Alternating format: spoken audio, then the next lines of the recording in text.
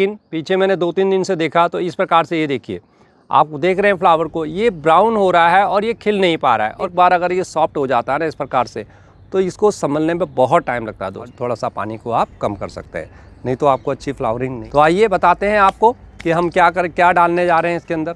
तो इसके अंदर बहुत सारे माइक्रोन्यूट्रिएंट्स होते हैं, अदरवाइज मेरे क्या है कई बारी बर्ड्स नहीं बन पाते। नमस्कार दोस्तों, मैं हरीश जोशी आपका स्वागत करता हूं अपने रूफटॉप ऑर्गेनिक गार्डन में। दोस्तों अब अप्रैल का महीना शुरू हो गया है। अप्रैल मई ये 2 महीने ऐसे होते हैं जहां हमारी बहुत बम्पर फ्लावरिंग होती है। एडेनियम के लिए ये बहुत ही अच्छा पीरियड होता है।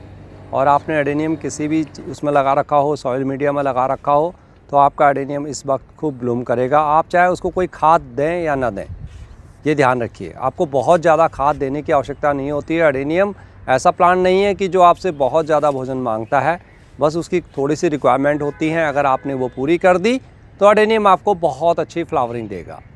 लेकिन दोस्तों कई बार क्या होता है कि हम अपने प्लांट्स को लगाते हैं तो हमारे साथ कुछ समस्याएं भी आती हैं। जो समस्याएं आपके साथ अक्सर आ रही हैं, आप में से बहुत सारे लोग जब मेरे को कमेंट्स करते हैं तो मेरे को पता लगता है कि मैक्सिमम समस्याएं 2-3 चीज़ें हैं जो इस मौसम में आपको ज़रूर आ रही होंगी, और उनको मैं भी फेस करता हूं। देखिए, मैंने आपके साथ अपने एडेनियम की प्रूनिंग, कटिंग, रिपोर्टिंग सब चीज़ें शेयर की थी, और अब नतीजा आप देख रहे हैं, लगभग सब में पत्ते आ चुके हैं, बर्ड्स बन रही हैं, और अब बस फ्लावरिंग स्टार्ट होने वाली है। मेरे को बहुत ज़्यादा एक्साइटेड हूँ कि मेरे को अब बहुत दिनों के बाद फिर से एक बार बहुत सुंदर फ्लावरिंग मेरे को एडेनियम में मिलने वाली है। लगभग हर प्लांट मेरा अब लगभग उसमें बर्ड्स आ गई हैं, और थोड़ा थोड़ा पत्तियाँ भी आ गई हैं, और ये पत्तियाँ बहुत जल्दी छुप जाएंगी और सिर्फ फ्लावर ही होंगे। शायद 15 अप्रैल के आसपास मेरे सारे एडेनियम ब्लूम कर चुके होंगे। दोस्तों मैं चाहूँ तो इनमें ना फ्लावरिंग पहले भी ले सकता था। अगर मैं इसमें केमिकल का यूज़ करता, स्प्रे करता बार बार, तो इसमें हो सकता है थोड़ा सा जल्दी फ्लावरिंग हो जाती। लेकिन मैं अपने एडेनियम में कभी केमिकल का यूज़ नहीं करता हूँ, और मैं इनको एक तरह से खुद ही अपनी इनकी इम्यूनिटी स्ट्रॉन्ग करने के लिए इनको अच्छी खाद स्टार्टिंग में दे देता हूँ, जिसके कारण मेरे को एडेनियम में पूरे साल भर में बहुत अच्छे रिजल्ट्स मिलते हैं। आज 2 चीज़ों को हम इस वीडियो के अंदर मैं कवर करने जा रहा हूँ, और ये दोनों चीज़ें आपके लिए बहुत इंपॉर्टेंट है। कुछ समस्याएं जो आपको आ रही हैं वो चीज़ें मैं आपके साथ ये पूरी डिस्कस करूँगा। तो दोस्तों अगर आप वास्तव में एडेनियम लवर हैं तो वीडियो को शुरू से अंत तक पूरा देखना, क्योंकि छोटी छोटी चीज़ें ना हम कई बार मिस कर जाते हैं, और वही चीज़ें हमारे लिए बहुत भारी पड़ जाती हैं। मैं पूरा थोड़ा सा डिटेल में आपके साथ डिस्कस करूंगा। तो दोस्तों नमस्कार, अगर आप मेरे साथ पहली बार जुड़ रहे हैं तो चैनल को सब्सक्राइब कर लें। बहुत अच्छी इन्फॉर्मेशन मैं अपने एक्सपीरियंस के द्वारा जो मैंने गेन किया हुआ है वो आपको बताता रहता हूं। पिछले कई सालों से मैं गार्डनिंग कर रहा हूं, लगभग मेरे को 24-25 साल हो गए हैं। लेकिन दोस्तों जो प्रोफेशनल तरीके से होती है, कि मतलब जो एक हाई लेवल की गार्डनिंग होती है, वो पिछले 7-8 सालों से मैं कर रहा हूँ। पहले तो मैं भी ऐसे ही करता था, शौक़ मेरे को बहुत ज़्यादा है शुरू से ही, लेकिन इतनी सारी चीज़ें मेरे पास नहीं थी, एडेनियम नहीं था या बहुत सारी चीज़ें नहीं थी। लेकिन हाँ, गार्डनिंग में धीरे धीरे बहुत कुछ सीखा मैंने, बहुत प्लांट्स मेरे मरे, बहुत पैसा खर्च भी हुआ, लेकिन अब बहुत सेटिस्फेक्शन मिलता है। क्योंकि पहले कोई इतना बताने वाला नहीं होता था, और जो किसी ने कुछ कह दिया, जो वीडियो से देखा मैंने वो करा, तो उसमें ज़्यादातर हमें सफलता नहीं मिलती है। कई बार मन करता था कि यार छोड़ दें, लेकिन नहीं, फिर मैंने अपने बेसिक को ही अपनाया, और जो नॉलेज मेरे को थी ना उसी को ही मैंने अपनाया। तो अगर आप वास्तव में गार्डनिंग सीखना चाहते हैं तो चैनल को सब्सक्राइब करें, और हाँ, वीडियो पसंद आए तो लाइक ज़रूर करना, और जो भी कमेंट्स आप देना चाहते हैं या क्या समस्याएं आपको आ रही है वो ज़रूर बताएं। उन्हीं से संबंधित फिर मैं आपके साथ वीडियो लेके आता हूं और वही चीज़ें आपको बताता हूं। सबसे पहले मैं ये बता दूं कि देखिए, एडेनियम हम नॉर्थ इंडिया की बात कर रहे हैं, और नॉर्थ इंडिया में अभी एडेनियम का ब्लूमिंग का टाइम शुरू हो चुका है। जहाँ अच्छी खासी धूप आ रही है, जैसे राजस्थान का एरिया होगा, जयपुर का एरिया होगा, यानी कि राजस्थान में ही आता है, और जहाँ टेम्परेचर लगभग 38 के आसपास, 35 से 40 के बीच में जा रहा हो, तो वहाँ पर एडेनियम में फ्लावरिंग बहुत अच्छी होनी शुरू हो गई होगी। दोस्तों मैंने आपको पहले भी बताया था कि जैसे मैं जयपुर गया था, दिसंबर के महीने में बहुत अच्छी धूप वहाँ खिली हुई थी, बहुत ही अच्छी धूप थी, और जो दिल्ली के अंदर अक्सर धूप नहीं आती, वहाँ पर धूप थी। तो वहाँ तो एडेनियम का ग्रोइंग का टाइम ही जनवरी से हो जाता है। वहाँ जनवरी में अगर आप प्रूनिंग कर देंगे तो बहुत अच्छी रिजल्ट्स आपको अभी मिलने लग जाते हैं, तो बहुत अच्छे फ्लावरिंग वहाँ पर होने लग जाती है। लेकिन कुछ स्टेट्स हमारे ऐसे हैं, जैसे पंजाब है, हरियाणा है, दिल्ली है, उत्तर प्रदेश है, ये सब कुछ स्टेट्स ऐसे हैं जहाँ पर अब धीरे धीरे टेम्परेचर बढ़ रहा है। अब हमारे वहाँ भी 35 डिग्री के आसपास में टेम्परेचर आने वाला है, आ चुका है दोस्तों। कई बार आ रहा है, कई बार नीचे जा रहा है, तो लेकिन अब कंटिन्यूटी धीरे धीरे रहेगी, और धीरे धीरे 40 के आसपास में जब टेम्परेचर आने लगेगा, हमारे एडेनियम उस समय ब्लूम कर रहे होंगे। आपको चिंता की कोई आवश्यकता नहीं है। अगर हाँ अभी तक उसके अंदर फुटाव नहीं हुआ है, जैसे कुछ समस्याएं आप लोगों ने लिखी थी कि मेरे एडेनियम को प्रूनिंग किए हुए मेरे को 1 महीना हो गया है, अभी तक उसकी फुटाव नहीं आया, तो घबराए नहीं, अब ज़रूर आएगा। बस उसमें पानी डालते रहिए, इस चीज़ का आप ध्यान रखना।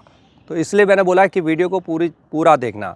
और दोस्तों, जैसे आप साउथ इंडिया से हैं या मध्य भारत से हैं या ईस्टर्न से हैं, तो सारी चीज़ें आपके एरिया क्लाइमेट वगैरह पर डिपेंड करती हैं। जो चीज़ मैं बताता हूँ वो ज़रूरी नहीं कि आपके एरिया के हिसाब से हो। जैसे अगर आप महाराष्ट्र से हैं, मेरे महाराष्ट्र से बहुत ज़्यादा मेरे साथ सब्सक्राइबर जुड़े हुए हैं, चाहे मेरे इंस्टा पर हो चाहे मेरे यूट्यूब पर हो। तो जब उनके कमेंट्स आते हैं और उनकी वीडियोस मेरे पास आती है ना दोस्तों, दिल खुश हो जाता है देखकर कि बहुत सुंदर उनके एडेनियम खिलते हैं। एक्चुअली दोस्तों, महाराष्ट्र बहुत अच्छी जगह है जहाँ पर एडेनियम बहुत अच्छे चल सकते हैं। वहाँ इतनी ज़्यादा ठंड नहीं पड़ती है, वहाँ रिस्क बहुत कम हो जाता है। और जहाँ एडेनियम को मरने का रिस्क कम हो जाता है ना, तो आप वहाँ पर एडेनियम को मिट्टी के अंदर लगा सकते हैं। यानी कि बहुत ज़्यादा जहाँ डर हमें नहीं रहता है, वहाँ पर क्या होता है, एडेनियम को अगर आप मिट्टी में लगाएंगे तो आपको बहुत बेहतरीन रिजल्ट मिलेंगे। जितने भी पुराने एडेनियम है सारे लगभग ज़्यादातर मेरे मिट्टी में थे, लेकिन मैंने मिट्टी में देखा कि सबसे ज़्यादा हमारे वहाँ विंटर के अंदर जितनी मर्जी चाहे हम प्रयास कर लें, एक फंगस आ गया ना तो वो धीरे धीरे बिल्कुल नीचे से एडेनियम को ख़त्म कर देता है और हमारी 4-5 साल की मेहनत ख़त्म हो जाती है। इसलिए मैंने मीडिया अपना चेंज कर लिया। ये कारण होता है कि हमें यहाँ पर मीडिया चेंज करना पड़ता है, क्योंकि यहाँ एक्सट्रीम गर्मी आती है, बहुत ज़्यादा ठंड पड़ती है, और जब बारिश आती है ना तब भी बहुत ज़्यादा होती है। तो मीडिया हमारा वेल ट्रेन होना चाहिए। मीडिया भी आपको अपने स्टेट के हिसाब से हमेशा बनाना चाहिए। जब भी आपका कोई क्वेश्चन आता है, मैं हमेशा आपका सिटी पूछता हूँ। कि मैं इसीलिए पूछता हूँ कि जिससे कि आपके एरिया को मैं पहचान सकूं और वहाँ का क्लाइमेट कैसा है वो मुझे पता हो, तभी मैं आपको सजेस्ट करता हूँ कि आपको क्या करना है। तो आगे बढ़ते हैं दोस्तों। जो 2 समस्याएं मुख्य रूप से है इस टाइम पर, जो पहली समस्या सभी के पास आ रही होगी, मेरे साथ भी आई, मैं आपको दिखाऊं। ये देखिए, क्योंकि हमने विंटर में इनको एडेनियम को पानी नहीं दिया और फरवरी मार्च के अंदर भी कम पानी दिया, तो इस प्रकार से ना कॉडेक्स सिकुड़ जाता है। एक बार अगर ये सॉफ्ट हो जाता है ना इस प्रकार से, तो इसको संभलने में बहुत टाइम लगता है दोस्तों, बहुत टाइम लगता है। ऐसा नहीं है कि 2-3 बार अगर आप इसको पानी डालेंगे तो आपका ये एडेनियम ठीक हो जाएगा। ध्यान देना दोस्तों, ये बहुत ज़्यादा कॉमन प्रॉब्लम है। एडेनियम छोटे हों मोटे हों, अगर आपका कॉडेक्स बिल्कुल सॉफ्ट हो गया है तो यानी कि वो डिहाइड्रेटेड हो गया है, उसको पानी की कमी हो गई है। इसका कॉडेक्स जो ये टाइट है ना, ये इसीलिए है क्योंकि ये पानी से बिल्कुल भरा हुआ है, और जब इसके अंदर पानी वगैरह सब भरा हुआ होता है, अच्छा फूड इसके अंदर जाता है, तभी ये हमारा एडेनियम फ्लावरिंग करता है। और अगर इस प्रकार से अगर आपका एडेनियम सिकुड़ा हुआ सा होगा ना, तो सबसे पहले तो आपको 2 रीज़न होते हैं इसके। एक तो आपको हल्का सा, मैं बार बार बताता हूँ कि आपको हल्का सा नाखून मारते हुए यहाँ पर ये टच करना है कि ये ग्रीन पार्ट है। देखिए, इतने से कोई नुकसान नहीं होगा आपको। ये देख लिया मैंने, ग्रीन है, इट मीन्स कि ये बिल्कुल मेरा एडेनियम सही है, बस डिहाइड्रेटेड है, आपको पहचान लेना है। अब आपको इसमें क्या करना है, वाटरिंग डेली करनी है। मैं आपको कह सकता हूँ कि इसको वाटरिंग करते हुए आप छाया में रखेंगे तो जल्दी एडेनियम आपका सही हो जाएगा। लेकिन फिर वही बात है, अगर आपने पानी इसमें डाला मैंने और इसको मैंने छाया में रख दिया, और अगर आपका मीडिया सही नहीं है, पानी अगर नहीं निकला, तो एडेनियम फिर मर जाएगा। ये भी तो एक दिक्कत है ना। तो ये चीज़ें समझने की होती है, इसलिए इसको धूप में ही रखें। डेली पानी डालिए, डेली डालिए पानी। आप देखेंगे कि मीडिया के अंदर, ये देखिए मेरा ये पानी मैंने कल इसमें दिया था ना, आज देखिए बिल्कुल सूख गया है। ये डेली का मेरा इसमें रूटीन चल रहा है, लेकिन ये पहले बहुत ज़्यादा था, अब धीरे धीरे ठीक हो रहा है। इसको कम से कम अभी 1 महीना लगेगा ठीक होने में। और इसका नतीजा क्या होता है, मैं आपको दोनों एडेनियम दिखाता हूँ। ये दोनों एक साथ के हैं, एक जैसे हैं। ये मेरा डिहाइड्रेटेड नहीं हुआ था, तो देखिए कितना सुंदर ये बन रहा है। ये बिल्कुल टाइट है दोस्तों, ये बिल्कुल टाइट है, और इसके अंदर इसकी इतनी अच्छी ग्रोथ हो रही है, और इसमें फ्लावरिंग भी अब स्टार्ट हो चुकी है। आपका यहाँ टेम्परेचर 35 से ऊपर होना, हर दूसरे दिन पानी डालिए। मैं तो अब लगभग रोज़ पानी का छिड़काव करता हूँ, लगभग रोज़ थोड़ा थोड़ा पानी ज़रूर देता हूँ। एक तो हमारी मिट्टी दोस्तों वेल ड्रेन है बहुत ज़्यादा, और पानी इसमें टिकता नहीं है। कल मैंने पानी डाला, आज मेरा इसका रिज़ल्ट देखिए आप, ये देखिए बिल्कुल इसके अंदर मॉइस्चर लगभग ख़त्म सा है। बस थोड़ा थोड़ा ये जो यहाँ पर आप देख रहे हैं राइसेस, इसके कारण हल्का सा है, अदरवाइज़ इसके अंदर बिल्कुल नीचे देखिए सब सूखा पड़ा है। ये देखिए, तो ये इसके कारण क्या है दोस्तों, अगर मैं इसमें पानी नहीं डालूंगा, 3-4 दिन तक इसमें पानी नहीं डालूंगा, मैंने पढ़ लिया कि एडेनियम को कम पानी देना है, क्या होगा, मेरा इस एडेनियम की ग्रोथ नहीं होगी, अच्छी कलियाँ नहीं बनेंगी, फ्लावर्स अच्छे नहीं आएंगे। देखिए, इस मिट्टी और जो हमारी जनरल दूसरी मिट्टी होती है, दोनों में बहुत फ़र्क है दोस्तों। मैं आपको ना छोटी छोटी चीज़ें इसलिए बताता हूँ कि आप बेसिक चीज़ें समझ सकें। आप ये समझिए कि ये जो हमारा एडेनियम की मिट्टी है वो मेरी जो दूसरी गार्डन सॉइल होती है उससे बहुत अलग होती है। इसके अंदर जो जीवाणुओं की संख्या यानी कि जिनको हम माइक्रो ऑर्गेनिज्म कहते हैं, जो एक अलग दुनिया है, जो जीवित मिट्टी है, वो इसके अंदर नहीं है, क्योंकि इसके अंदर बहुत कम हमने मिट्टी मिला रखी है या मिट्टी है ही नहीं। हम इसकी पूर्ति कैसे करते हैं? हम इनकी पूर्ति करते हैं दोस्तों दूसरी चीज़ें मिलाते हुए। अगर आपका एडेनियम अच्छी मिट्टी में लगा हुआ है और आपने सही चीज़ें पहले मिला रखी है ना, तो बहुत ज़्यादा चीज़ें देने की आपको आवश्यकता नहीं होती है, लेकिन वाटरिंग आपको बहुत अच्छी इसमें करनी होती है। तो अब आप समझिए, इसको फुल डे की सनलाइट में रखिए। अभी अगर आपके वहाँ टेम्परेचर 40 डिग्री के आसपास तक का है तो फुल डे में रखिए, कोई नुकसान नहीं होने वाला, कॉडेक्स को कुछ नहीं होने वाला अगर आप डेली पानी करते हैं। मैं क्या करता हूँ, मैं जब पानी डालता हूँ ना तो हल्के हल्के फुहारा करते हुए इसके यहाँ पर भी डाल देता हूँ, कुछ भी नुकसान नहीं होने वाला। देखिए अभी मेरा कोई एडेनियम ऐसा नहीं है कि एकदम से यहाँ पर जल सा गया हो या इसका पिल वो हो गया हो, पीला पड़ गया हो। वो सब दिक्कतें हमें तब आती है जब हमारा टेम्परेचर 44-45 के आसपास लगातार बना रहे। तो 40 डिग्री तक ये एडेनियम बिल्कुल 40-42 तक बहुत ईजिली ये सहता है। तो थोड़ा सा यहाँ पानी डाल दीजिए, नीचे अच्छी तरह से डेली पानी डालिए, आपका एडेनियम बहुत अच्छी तरह से ग्रोथ करेगा, उसके अंदर बर्ड्स आएंगी, नई नई शूट्स निकलेंगी और एडेनियम अपना आप धीरे धीरे आपको बहुत अच्छी फ्लावरिंग देगा। आपको कोई खाद देने की आवश्यकता नहीं है। आप ये मत सोचना कि मेरे एडेनियम में अभी फ्लावरिंग नहीं हो रही है तो मैं इसमें खाद दे दूँ। देखिए इन सब के अंदर मेरी बर्ड्स बननी स्टार्ट हो गई है। कहीं कहीं पर आप देखेंगे तो मेरे बर्ड्स अभी नहीं बनी है, ठीक है, बन जाएंगी, अपने आप बन जाएंगी, थोड़ा सा हमें इसमें पेशेंस रखना है।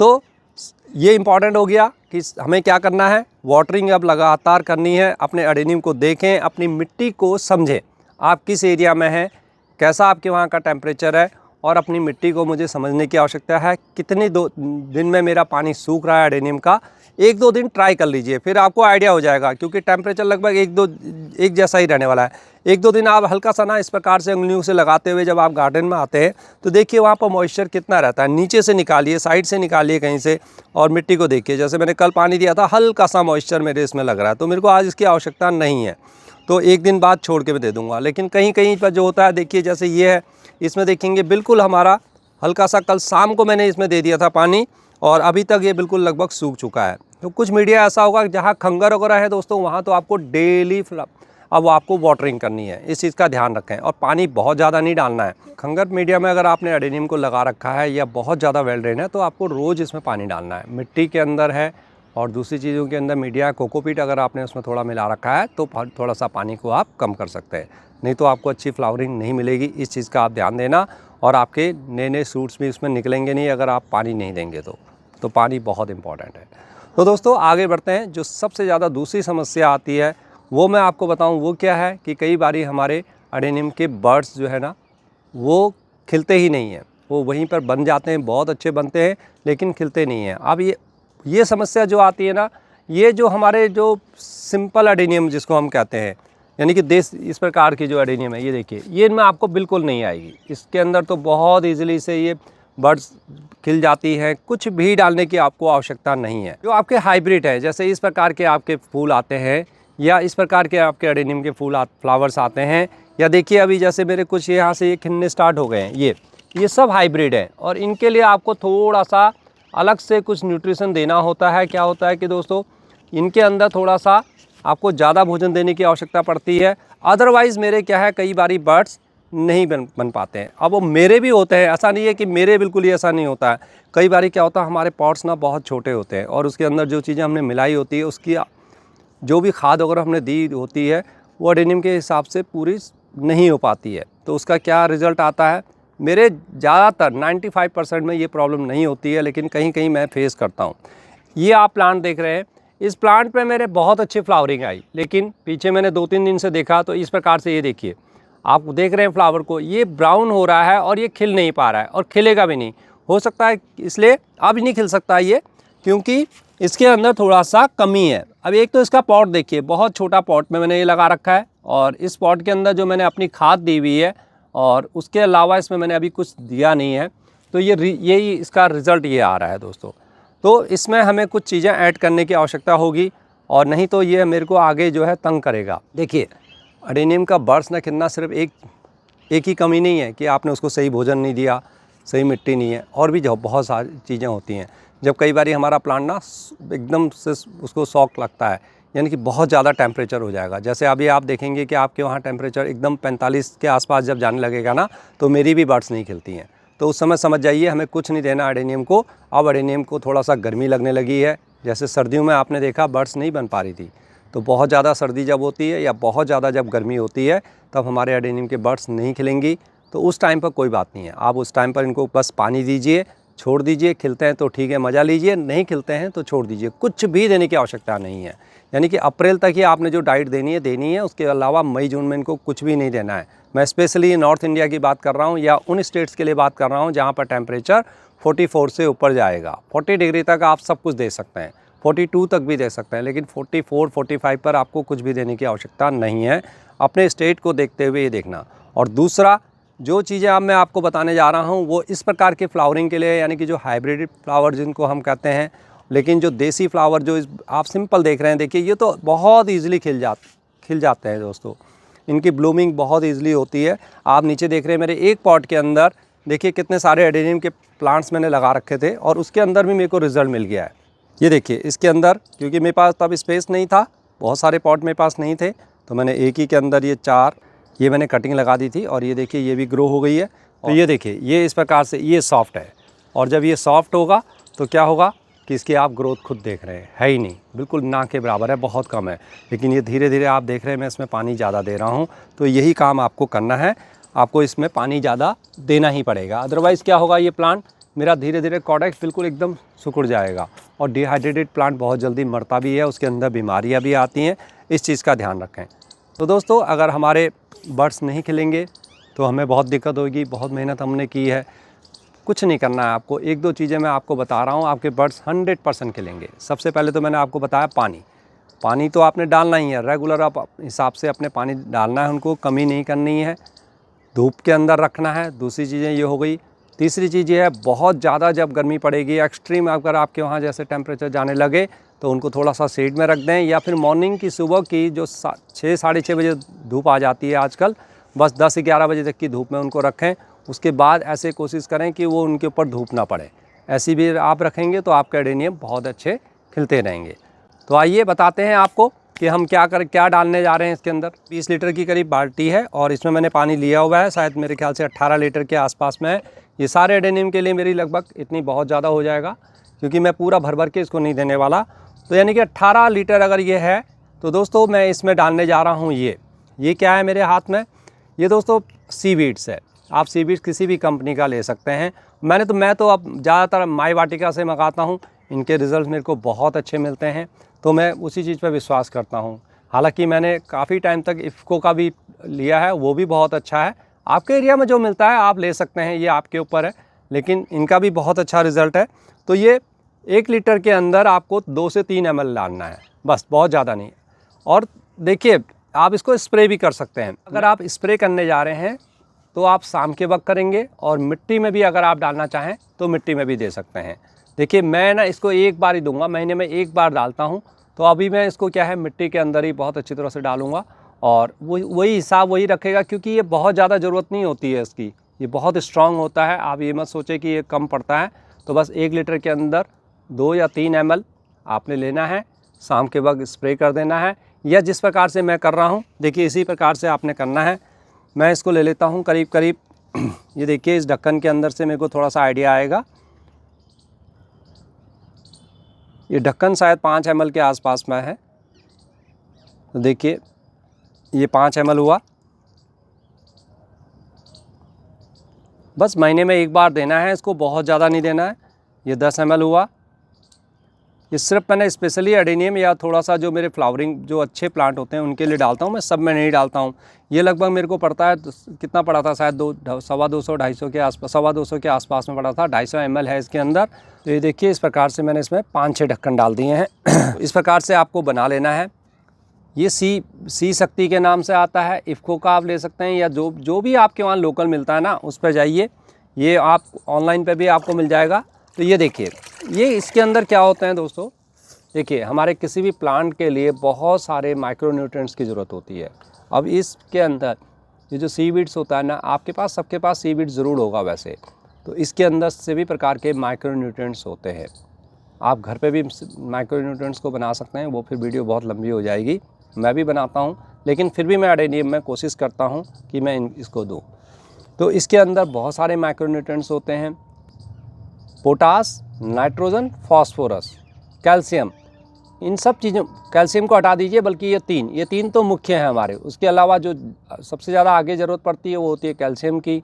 उसके अलावा भी दोस्तों, जैसे कैल्शियम के अलावा हमारे को और भी दूसरे चीज़ें हैं जिनकी ज़रूरत पड़ती है। कुछ चीज़ें एयर से मिल जाती है प्लांट को, लेकिन फिर भी 13-14 ऐसे न्यूट्रिएंट्स होते हैं जिनकी हमें सप्लाई करनी होती है। आयरन भी इसके अंदर होगा, जिंक भी इसके अंदर होगा, बोरोन भी इसके अंदर होगा। अगर आप माइक्रो न्यूट्रिएंट इस प्रकार का यूज़ नहीं करना चाहते हैं तो आप बोरोन ले लीजिए, लेकिन बोरोन बहुत महंगा आता है। थोड़ा सा भी ज़्यादा क्वांटिटी हो जाए वो हमारे प्लांट्स को ख़राब भी कर सकता है, इसलिए मैं बोरोन के अंदर नहीं जाता। फिर वो दूसरा केमिकल है दोस्तों, इसलिए मैं बोरोन के बदले ये माइक्रो न्यूट्रिएंट इनको यूज़ कर लेता हूँ, तो मेरे को इसके बहुत अच्छे रिजल्ट मिलते हैं। अब देखिए, इसको डालने पर आपने एक चीज़ का हमेशा ध्यान रखें कि आपकी मिट्टी बिल्कुल सूखी ना हो। तो आइए दिखाता हूँ मैं आपको किस प्रकार से आपने यूज़ करना है इसको। तो देखिए, इस प्लांट में बिल्कुल भी मेरी मिट्टी सूखी पड़ी है, तो मैं इसमें अभी बिल्कुल नहीं दूंगा इसको। भाई मेरे को थोड़ा सा हल्की सी उसके अंदर नमी रहनी चाहिए, तभी इसके अंदर ये ज़्यादा अफेक्टेड होता है। और बहुत ज़्यादा मेरे को इसको नहीं डालना है कि पूरा प्लांट में पानी नीचे तक आए। तो देखिए, इसके अंदर मैंने अभी देखा था, इसके अंदर मेरी नीचे हल्की हल्की नमी है। तो देखिए, इस प्रकार से इसको डाल देना है। और आप चाहें ना दोस्तों तो इसका स्प्रे भी कर सकते हैं। हो सकता है शाम को अगर थोड़ा सा बच जाए, 1 लीटर के आसपास में 1-2 लीटर बचा के मैं इन सारे पत्तों पर भी इसका स्प्रे कर दूंगा। स्प्रे का रिज़ल्ट बहुत जल्दी मिलता है। लेकिन अब मैंने ये मिट्टी के अंदर डाल दिया तो ये बहुत बढ़िया है। देखिए, सुबह का वक्त है और मैंने मॉर्निंग के अंदर ये मिट्टी के अंदर डाल दिया है। अब मुझे इसमें पानी डालने की भी आवश्यकता नहीं होगी, पानी मैं 1-2 दिन के बाद डालूंगा। इस प्रकार से जो दोस्तों डिहाइड्रेटेड प्लांट है उसमें अभी इसको माइक्रो न्यूट्रिएंट्स को देने की ज़रूरत नहीं है, या फिर इसको पहले गीला कर लें तब भी आप दे सकते हैं। जब भी आपको लगे कि आपका प्लांट देखिए फ्लावरिंग स्टेज पर है, ये देख रहे हैं आप, ये एक प्रकार का जो आरओ में लगता है ना, वो है ये मेरे पास। इसको मैंने वेस्ट नहीं जाने दिया और इसके अंदर ये कटिंग को ग्रो किया। देखिए कितनी अच्छी इसकी कटिंग ग्रो हो गई है। लेकिन ज़्यादातर मैं इनको डालूंगा अपने हाइब्रिड वाले में। देखिए, इस प्रकार से जो खंगर वाले हैं इनके अंदर मैं इसको डाल दूंगा। जो ग्राफ्टेड प्लांट हैं आपके, सारे आपने डालने हैं।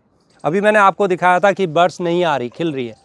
अब देखिए, उसके अंदर अभी मैं नहीं डालूंगा क्योंकि उसकी ना मिट्टी बिल्कुल सूखी पड़ी है। तो पहले उसमें मैं पानी आराम से डाल दूंगा और शाम के वक्त फिर इसको ऐड कर दूंगा। अब वैसे बहुत सारे लोग कहते हैं ना कि मेरे सूट्स वगैरह नहीं निकल रहे या मेरा एडेनियम ग्रो नहीं कर रहा है। ये बहुत अच्छी चीज़ है। देखिए, ये एक मेरे पास एडेनियम है, मेरे को किसी मेरे फ्रेंड ने गिफ्ट किया। इस प्रकार की जो छोटी छोटी आपकी ग्रोथ हो रही हो ना, तो उसमें ये माइक्रो न्यूट्रिएंट्स को ज़रूर दीजिए। ये बहुत इंपॉर्टेंट है। ये देखिए, बस आपने ज़्यादा नहीं देना है, इसको इस प्रकार से दे दीजिए। पहले से इसमें मैंने पानी डाला हुआ है। अब आप देखेंगे, थोड़े दिनों बाद देखेंगे तो एकदम से आपकी ये ग्रोथ जो है वो ऊपर की ओर हो जाएगी। इसको आप हमेशा थोड़ा 15 दिन में देते रहें। जब तो फिर आपको क्या होगा कि इस प्रकार से अगर आप देते रहेंगे ना, तो मिट्टी में भी बहुत अच्छे आपके माइक्रो न्यूट्रिएंट्स होंगे और फिर बाद में आपको देने की आवश्यकता ही नहीं पड़ेगी। लेकिन अगर आप ग्रोथ चाहते हैं, किसी भी एडेनियम में ग्रोथ चाहते हैं, ये देखिए मैंने इसमें बहुत सारे इस प्रकार से मल्टी ब्रांचेस इसमें बना रखे हैं। तो इसमें क्या होगा, मैं इसको ज़रूर डालूंगा दोस्तों। ये देखिए, थोड़ा सा इस प्रकार डालूंगा तो इसकी अच्छी खासी अब ग्रोथ होगी। तो ग्रोथ के लिए इसको दे, माइक्रो न्यूट्रिएंट बहुत आवश्यक है। तो मेरा कहने का मतलब है कि जो जनरल जो देसी वाले फ्लावर्स हैं वो ईजिली खिल जाते हैं, लेकिन हाइब्रिड को ये इसकी ज़रूरत पड़ती है। लेकिन साथ में इसको अगर आप ग्रोथ के लिए देंगे और प्लांट को अच्छी तरह से बड़ा करने के लिए, नए सूट्स को निकालने के लिए, तो बहुत ही यूज़फुल चीज़ है ये। अगर आपको एडेनियम का शौक़ है दोस्तों, तो इसको ज़रूर मंगा के रखें। कोई भी माइक्रो न्यूट्रिएंट्स आप मंगा लीजिए, जो भी आपके एरिया में इजीली मिलता है। और जितने भी प्लांट्स हैं जहाँ पर ग्रोथ नहीं हो रही हो, जहाँ फ्लावरिंग ना हो रही हो, तो ज़रूर डालिए। गुलाब के अंदर भी आप माइक्रो न्यूट्रिएंट का बहुत अच्छी तरह से इस्तेमाल करें, तो आपका एडेनियम बहुत अच्छी तरह से ग्रोथ करेगा। तो दोस्तों, ये एक छोटी सी इन्फॉर्मेशन थी। दोस्तों छोटी तो नहीं है, वीडियो काफ़ी लंबी हो गई है, लेकिन मैंने आपको ना डिटेल में समझाने की कोशिश की है कि कहाँ आपको देना है, कहाँ नहीं देना है और क्यों देना है, सारी चीज़ें। ऐसा नहीं है कि मैं ये कह दूँ मेरे हाथ में एक चीज़ है, इसको डालेंगे तो आपके प्लांट फ्लावर से भर जाएगा।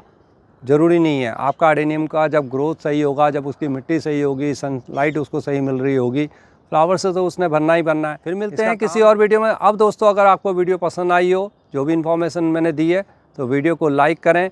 अगली बारी एडेनियम की जब वीडियो आएगी दोस्तों, तो मैं उम्मीद करता हूं कि ये मेरे काफ़ी फ्लावर्स इसमें से खिल गए होंगे। आज मैं सब में सीवीड्स देने जा रहा हूं, तो आप भी ज़रूर ये प्रोसेस को अपना लीजिए और इसको बहुत ज़्यादा नहीं देना है, ये ध्यान रखना। ऐसा नहीं है कि आज आपने डाला फिर 10 दिन बाद डाल दिया। ये मेरे हिसाब से अडेनियम के लिए महीने में एक बार बहुत ज़्यादा है। हाँ, कोई पौधा लगभग आपको लगता है कि बीमार सा है, बिल्कुल ही मतलब बीमार हो गया है, उसके बर्ड्स भी नहीं खिल पा रहे हैं, तब उसको 15 दिन बाद इसको रिपीट कर दीजिए और थोड़ा सा लिक्विड फर्टिलाइज़र और कोई दूसरी दे दीजिए, तब आपका वो प्लांट भी बिल्कुल सही हो जाएगा। तो दोस्तों, वीडियो को लाइक कीजिए, नए हैं तो हमारे चैनल को सब्सक्राइब करें। फिर मिलते हैं किसी और वीडियो में, तब तक के लिए हैप्पी गार्डनिंग, एंजॉय करिए दोस्तों।